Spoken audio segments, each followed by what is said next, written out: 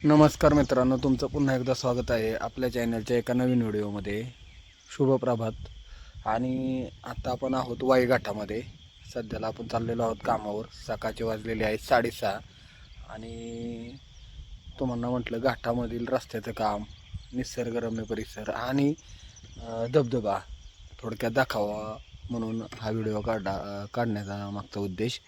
तर तुम्हाला मी थोडक्यात दाखवतो बॅक कॅमेऱ्याने धोमधरण आणि आजूबाजूचा परिसर. तर चला तर मित्रांनो, तुम्ही बघू शकता जे तुम्हाला समोर दिसतंय ते आहे धोमधरण. आणि येत्या गेल्या मे महिन्यापर्यंत इतकं पाणी कमी झालं होतं की खूप पाणी कमी झालं होतं.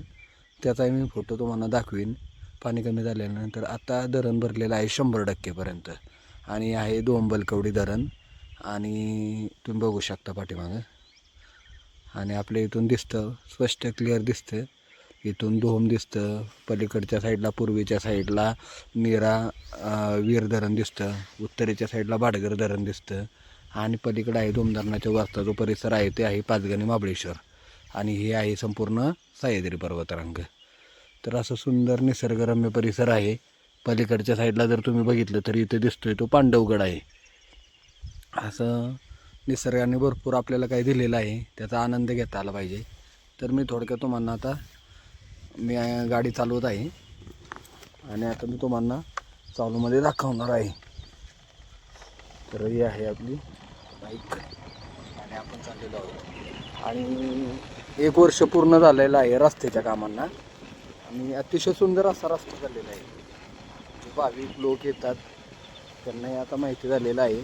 फक्त 3 किलोमीटरचा परिसर राहिलेला आहे. फॉरेस्ट विभाग असल्यामुळं काही कारणास्तव राहिलेलं आहे आणि ते सुद्धा काम दिवाळीच्या आतमध्ये होऊन जाईल. तुम्ही बघू शकता आपण ह्या रस्त्याने कामावर जाण्यासाठी जात असतो.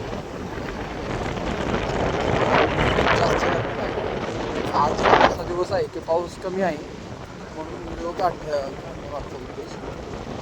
भरपूर ठिकाणी दरडी वगैरे कोसळतात, त्यामुळं जास्त असं घाटामध्ये थांबणं सुद्धा धोकादायक आहे.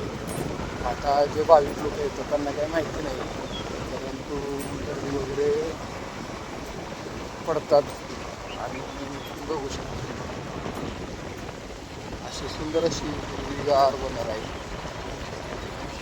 आणि वारंवार घाटाचा व्हिडिओ काढत असतो, परंतु आत्ता काढण्यामागचा उद्देश असा की इतकं पाणी वगैरे झालेलं आहे की जे भाविक लोक आई काळूबाईच्या दर्शनाला येतात ते आवर्जून थांबतात, घाटामध्ये फोटोशूट करतात. बघू शकता संपूर्ण असं पाणी चाललेलं आहे. भरपूर लोक त्याचा आनंद घेतात, देवीचं दर्शन होतं आणि असा निसर्गरम्य परिसर बघायला सुद्धा मिळतो. ते आता बघा पाऊस चालू झालेला आहे, झिरझिर चालू झालेली आहे आणि कालपासून थोडासा पाऊस कमी झालेला आहे.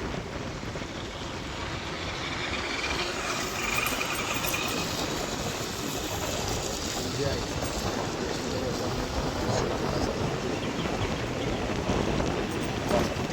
धोकादायक आहे. पावसामध्ये माती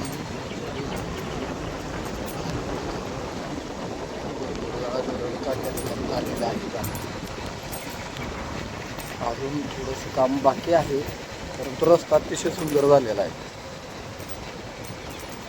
रस्त्याचं काम सिमेंट कॉन्क्रीटमध्ये झालेलं आहे. खाली आहेत गावं पाणी वगैरे झालेली आहे लोकांची. आणि आता काही लोक तर पाऊस वगैरण्याच्या प्रत्यक्ष येतील. आणि आमचा आजचा दिवस असा असेल, मी आजच रेनकोट घातला का नाही. तो घाटामध्ये लागतो तो धबधबा थोडक्यात मी तुम्हाला दाखवण्याचा प्रयत्न करतो. तिथे भरपूर पर्यटक थांबतात आणि त्याचा आनंद घेतात. तर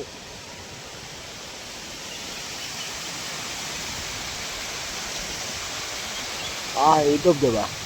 आत्तासुद्धा हे पाणी कमीच आहे, पाऊस थोडासा उघडला आहे. भरपूर भाविक लोक येतात देवीच्या दर्शनाला आल्यानंतर, जाताना येताना इथं थांबतात, फोटोशूट करतात, आनंद घेतात. तर हा धबधबा कमीत कमी दिवाळीच्या पुढपर्यंत चालू असतो.